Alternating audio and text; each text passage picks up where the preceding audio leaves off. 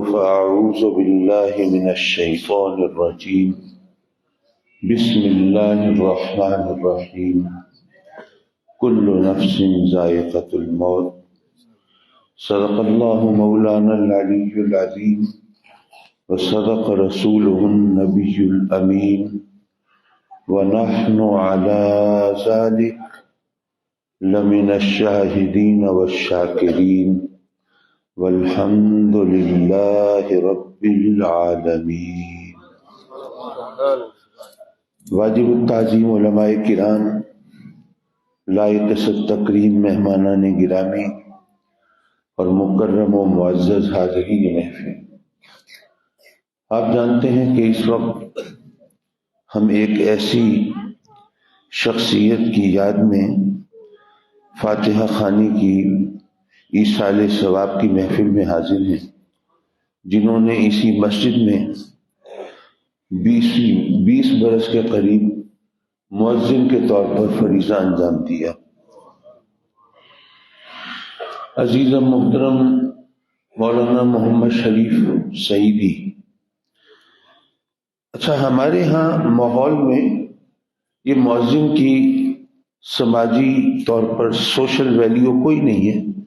لوگ سمجھتے ہیں مؤذن ہے، اس نے اذان دینی ہے، اس کی کیا اوقات اور حیثیت ہے، لیکن اگر آپ اس کو ذرا تھوڑا سا توجہ فرمائیں،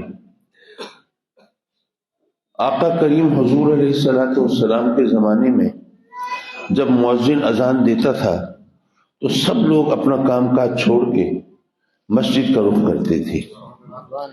اب مؤذن وہ شخص ہے جس کی پکار پر کوئی بڑا ہے یا چھوٹا، امیر ہے یا غریب، حاکم ہے یا محکوم، وہ اس کی پکار پر لبیک کہنا اپنا فرض سمجھتا تھا۔ تو اس لیے معاشرے میں مؤذن کی ایک حیثیت تھی کہ یہ جو بڑے بڑے لوگ ہیں یہ بھی اس کی پکار کو نظر انداز نہیں کر سکتے، کیونکہ وہ اپنی طرف نہیں بلا رہا، وہ اللہ کے گھر کی دعوت دے رہا ہے، اور جب وہ اللہ کے گھر کی دعوت دے رہا ہے تو ظاہر ہے اس کی ایک حیثیت ہے، وہ تو اللہ کا ایک طرح سے نمائندہ ہوا نا، اللہ کی طرف سے دعوت دے رہا ہے۔ اور پھر اسی وجہ سے آپ دیکھیے کہ حضرت بلال رضی اللہ تعالیٰ عنہ کو جب آقا کریم نے مؤذن مقرر کیا، اس کے اندر جو حکمت ہے ذرا اس پہ غور کریں۔ جو عرب لوگ تھے ان کو 2 چیزوں پر غرور ہوتا تھا، بڑا فخر ہوتا تھا، ایک اپنی زبان دانی پر اور دوسرا اپنے حسب نسب پر۔ عرب لوگوں کو اپنا شجرہ 20 پشتوں تک زبانی یاد ہوتا تھا، اور جہاں تک زبان کا تعلق ہے تو وہ عرب لوگ باقی دنیا کو عجم کہتے تھے، یعنی گنگا، کہ باقی دنیا کو کیا پتا کہ زبان کیا ہے، اس کی نزاکتیں کیا ہیں، لطافتیں کیا ہیں، اور بیان کے اندر آدمی کس طرح اپنے جذبات کو سمو دیتا ہے اور کس طرح اپنے خیالات کا اظہار کرتا ہے۔ تو اس لیے عرب لوگوں کو 2 چیزوں پر غرور تھا، اور حضرت بلال حبشی وہ آزاد کردہ غلام ہیں، پتہ یہ چلا کہ وہ حسب نسب کے حوالے سے ان کے پلے کوئی ایسی چیز نہیں ہے جو فخر کے طور پر پیش کر سکے، اور دوسری طرف ان کے زبان و بیان کا عالم یہ ہے کہ وہ صحیح طور پر الفاظ کی ادائیگی پر قدرت نہیں رکھتے۔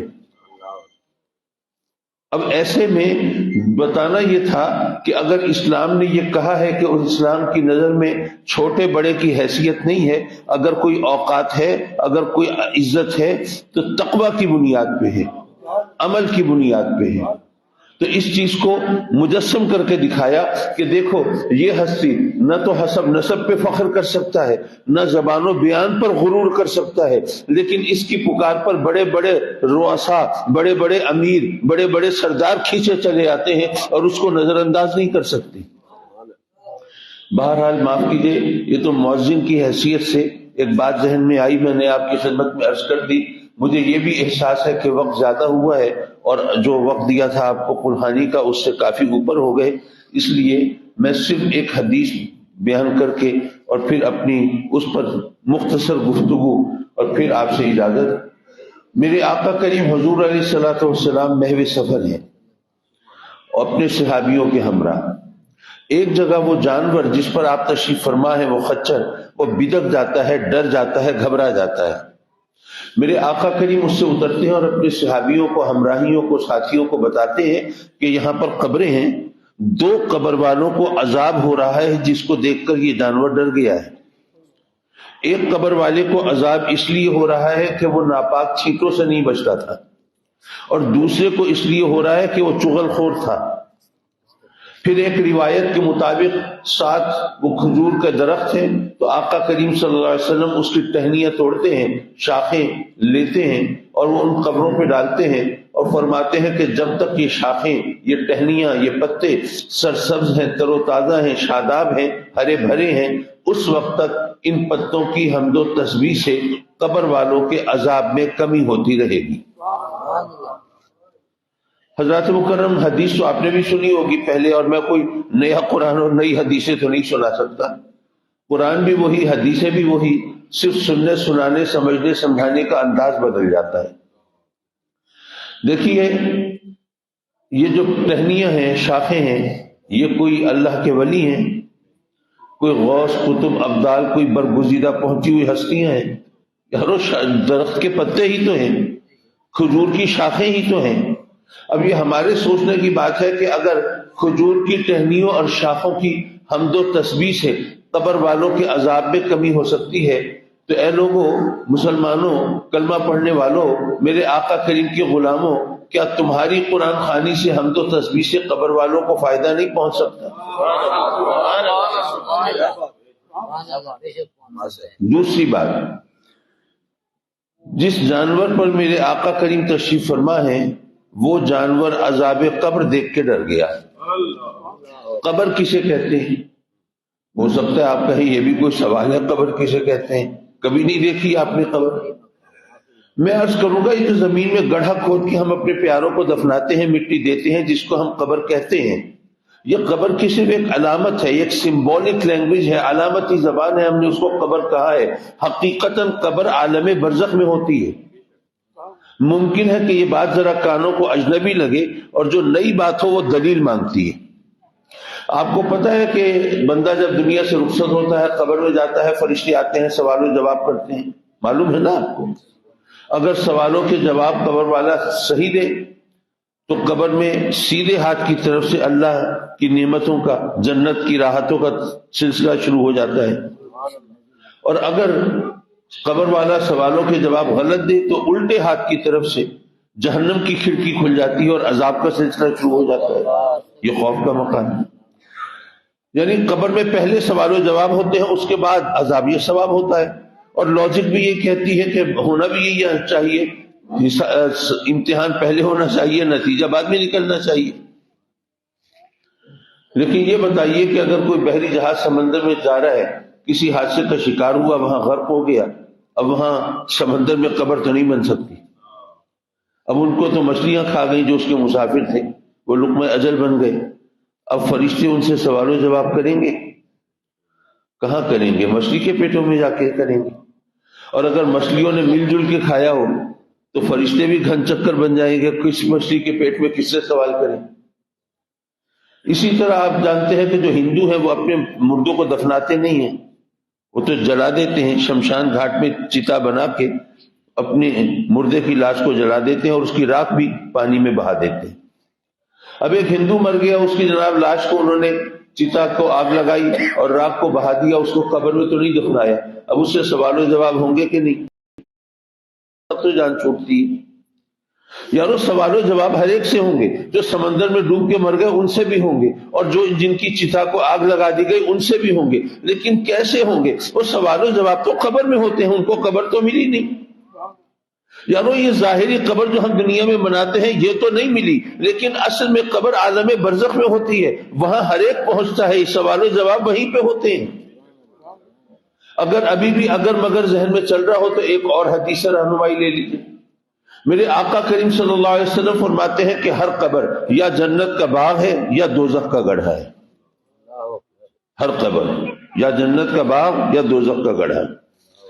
کبھی قبریں سیلاب سے، کبھی بارش سے، کبھی زلزلے سے، کبھی ویسے ہی بوسیدہ ہو کر پرانی ہو کر دہل جاتی ہیں، کھل جاتی ہیں، اور بعض اوقات مردوں کی ہڈیاں بھی چمکتی ہوئی دکھائی دیتی ہیں۔ ممکن ہے آپ میں سے بھی چند لوگوں نے یہ منظر دیکھا ہو۔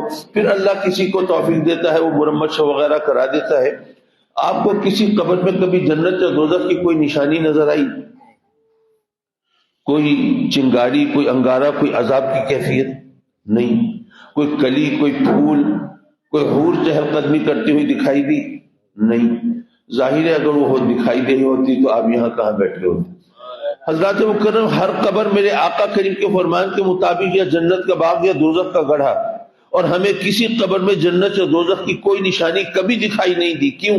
میرے آقا کریم کا فرمان تو غلط نہیں ہو سکتا۔ مسئلہ یہ ہے کہ ہم یہاں اس دنیا میں دیکھ رہے ہیں، اور قبر اصل میں عالم برزخ کی چیز ہے، تو یہاں اس دنیا میں ہم اس کا مشاہدہ نہیں کر سکتے۔ تو جس جانور پر میرے آقا کریم تشریف فرما ہے وہ عذاب قبر دیکھ کے ڈر گیا ہے، تو یہ مت سمجھنا کہ اس جانور کی نگاہ زمین کے 4-6 فٹ اندر تک پینیٹریٹ کر گئی ہے اور اس نے وہاں پہ عذاب قبر کو دیکھ لیا ہے۔ نہیں یارو، جس جانور پر سرکار تشریف فرما ہے اس کی نگاہ عالم دنیا سے عالم برزخ تک پہنچ گئی ہے۔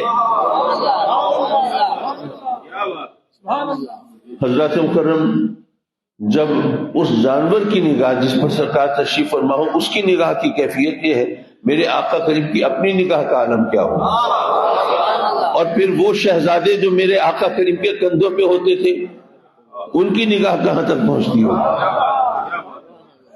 حضرات مکرم، اب یہاں پر ایک چیز یہ دیکھنے کی ہے، میرے آقا کریم نے فرمایا پتے، یہ کھجور کی ٹہنیاں، شاخیں جب تک تر و تازہ ہیں، سرسبز ہیں، شاداب ہیں، اس وقت تک ان کی حمد و تسبیح سے قبر والے کے عذاب میں کمی ہوتی رہے گی۔ میرا سوال یہ ہے خاص طور پر علماء سے کہ جب یہ پتے سوکھ جائیں گے، جب یہ ٹہنیاں خشک ہو جائیں گی، تو کیا حمد و تسبیح کرنا چھوڑ دیں گی؟ نہیں۔ قرآن کا فیصلہ یہ ہے، اعلان یہ ہے کہ کائنات کی ہر چیز اللہ کی حمد و تسبیح میں مشغول ہے، چاہے وہ تر ہے یا خشک ہے۔ جب کائنات کی ہر چیز اللہ کی حمد و تسبیح میں مشغول ہے تو ماننا پڑے گا کہ وہ ٹہنیاں خشک ہو جائیں، وہ شاخیں سوکھ جائیں، حمد و تسبیح پھر بھی کرتی رہیں گی۔ لیکن میرے آقا کریم نے یہ بتا دیا کہ ان پتیوں کی، ان ٹہنیوں کی، ان شاخوں کی حمد و تسبیح سے فائدہ اس وقت تک ہوگا جب تک یہ سرسبز ہیں۔ پتہ یہ چلا کہ حمد و تسبیح کرنے والوں کی 2 قسمیں ہیں، ایک وہ جن کی حمد و تسبیح سے خود ان کو بھی فائدہ نہیں ہوتا۔ بھئی یہ در و دیوار ہیں، یہ ستون ہیں، یہ جناب عمارتیں ہیں، یہ مٹی ریت، یہ تمام چیزیں ہیں، حمد و تسبیح کر رہی ہیں نا، قرآن کا قانون ہے کر تو رہی ہیں، لیکن کیا ان کے درجات بلند ہو رہے ہیں؟ کیا یہ تمام چیزیں قرب الہی کی منزلیں طے کر رہی ہیں؟ نہیں۔ بھئی اللہ کی طرف سے ڈیوٹی ہے، حمد و تسبیح تو ہے، لیکن اس کے آگے حاصل حصول کچھ نہیں ہے۔ حمد و تسبیح کرنے والوں کی 2 قسمیں، ایک وہ جن کی حمد و تسبیح سے خود ان کو بھی فائدہ نہیں ہوتا، اور ایک وہ جن کی حمد و تسبیح سے دوسروں کو بھی فائدہ ہوتا ہے۔ اگر یہ بات آپ کو سمجھ آ گئی تو اس کا مطلب یہ ہوا کہ اگر کوئی شخص یوں کہے کہ نہیں جناب یہ ایصال ثواب بے معنی ہے، یہ خواہ مولویوں کے کھانے پینے کے بہانے ہیں، بس یہ کوئی ثواب وغیرہ نہیں پہنچتا، تو آپ یہ مت سمجھیں کہ وہ کوئی مسئلہ بتا رہا ہے، وہ بیچارہ تو اپنی قسم بتا رہا ہے۔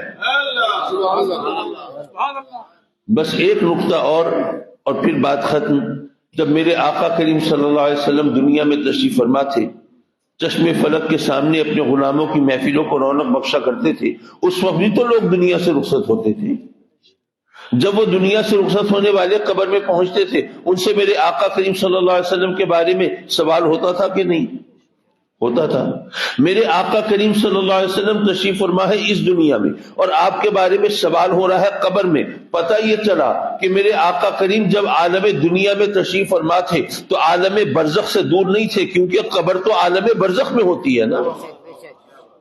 جب میرے آقا کریم عالم دنیا میں تشریف فرما تھے تو عالم برزخ سے دور نہیں تھے، تو آج اگر میرے آقا عالم برزخ میں تشریف فرما ہو تو عالم دنیا سے دور کیسے ہو سکتے ہیں؟